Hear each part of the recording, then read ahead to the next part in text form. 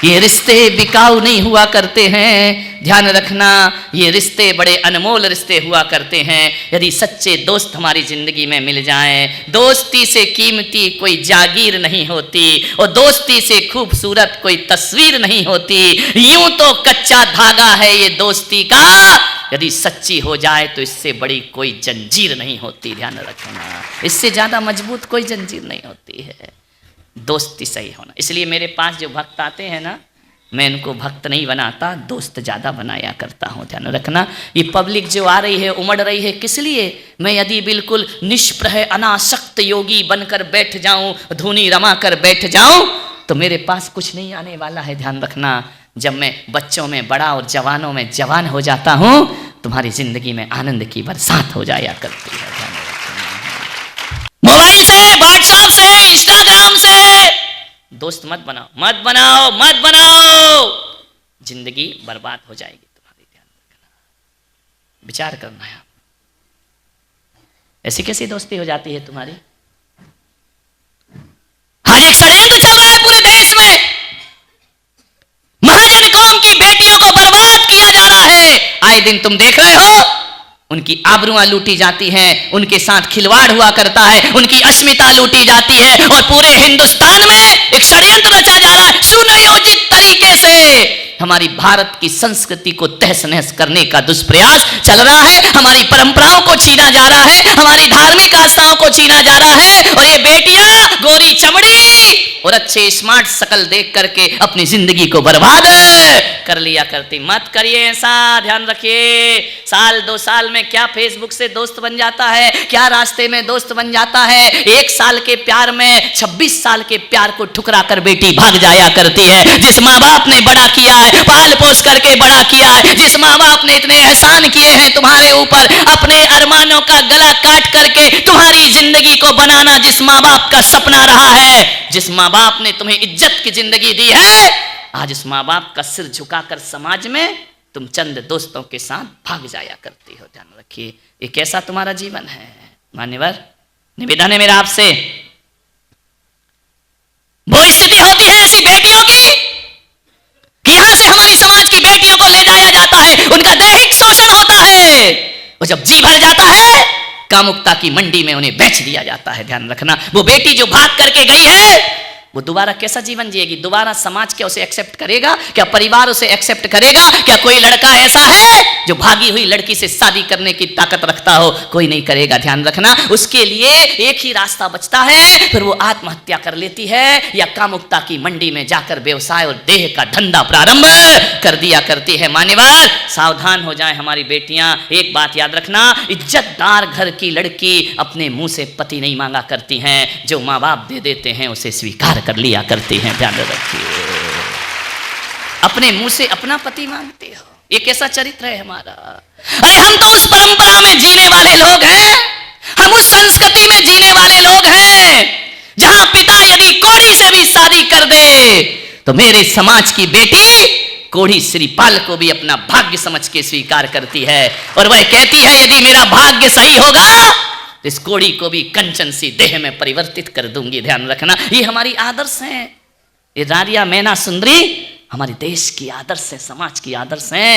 इन्होंने अपने मुंह से पति नहीं मांगा। पिता ने कहा बोल बेटी कैसा पति चाहिए, बोल बेटी कैसा पति चाहिए। उसने कहा जो मेरे भाग्य में होगा वही मेरा पति होगा। कोढ़ी की देह को कंचन बनाने की ताकत रखो बेटियों। ये चमचमाती देह में फिजूल में फिसल करके जिंदगी को बर्बाद मत करिए। मैं माताओं बहनों से भी निवेदन करूंगा, अपनी बेटियों को विश्व सुंदरी बनाने का सपना मत देखो, अपनी बेटियों को मिस वर्ल्ड बनाने का सपना मत देखो। इतना आधुनिकता में मत ढालो कि मेरी बेटी मिस वर्ल्ड बनेगी, मिस यूनिवर्स बनेगी, विश्व सुंदरी बनेगी। मैं पुलक सागर सपना देखता हूं, तुम माँ बाप होके बेटी को विश्व सुंदरी बनाने का सपना देखते हो, और मैं संत होके कहता हूं मेरी समाज की बेटी विश्व सुंदरी नहीं, मेरी समाज की बेटी तो ब्राह्मी सुंदरी और मैना सुंदरी बनना चाहिए। एक आदर्श स्थापित करना चाहिए, सीता जैसी सती बनना चाहिए। ध्यान रखना, सीता ने लाख प्रलोभन देने के बाद भी, 2 वर्ष तक रावण की लंका में रहने के बाद भी न रावण के वैभव पर निगाह डाली, न रावण की शक्तियों पर निगाह डाली, न रावण की उपलब्धियों पर निगाह डाली। उसने उसने कहा होगा 3 खंड का अधिपति रावण, मेरा पति तो बनवासी राम ही हुआ करता है, उसके अलावा कोई और मेरा पति नहीं हो सकता है। ध्यान रखिए, कोई आकर्षण में नहीं फंसी सीता, ध्यान रखना।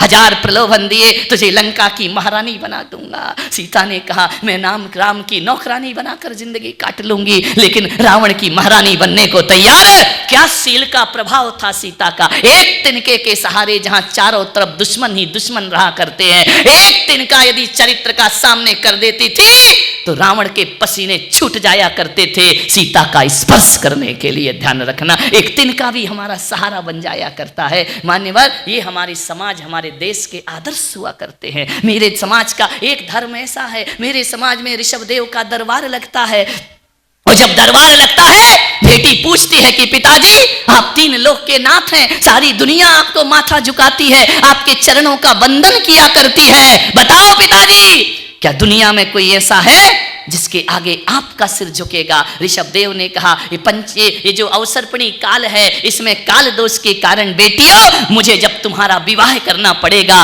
तो मुझे तुम्हारे पति के सामने मस्तक झुकाना पड़ेगा। मेरे समाज की बेटी कहती है 3 लोक के नाथ मेरे पिता जिसे सारा ब्रह्मांड प्रणाम करता है, हम तुच्छ बेटियों के कारण हमारे पिता का माथा झुके।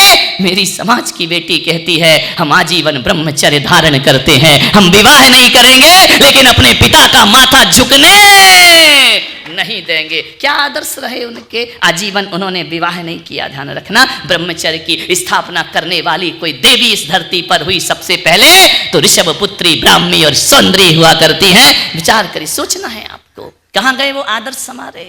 ये ऐश्वर्या राय, ये दुनिया भर के कलाकार फिल्मी, ये तुम्हारे आदर्श बन रहे हैं। ध्यान रखना, महापुरुष आदर्श नहीं बने। मैं पुलक सागर आपसे कहता हूं, ये दर्द है, पीड़ा है मेरी। ये फिल्मी हीरो हीरोइन तुम्हारा आदर्श है, ये तुम्हारा कैरेक्टर है, ये तुम्हारा चरित्र है। अरे पागलों, वो फिल्मों के पर्दे पर जो दिखते हैं ना, ये लड़के जो हीरो कपड़े उतार कर खड़े रहते हैं, कुछ नहीं होता, वो नोट कमा रहे हैं और तुम्हारी जिंदगी बर्बाद कर रहे हैं। ध्यान रखना, उन्हें पैसा मिलता है, तुम्हारा चरित्र चला जाता है। ध्यान रखिए, वो तो नोट कमा रहे, वो तो मूर्ख बना रहे हैं सारी दुनिया को।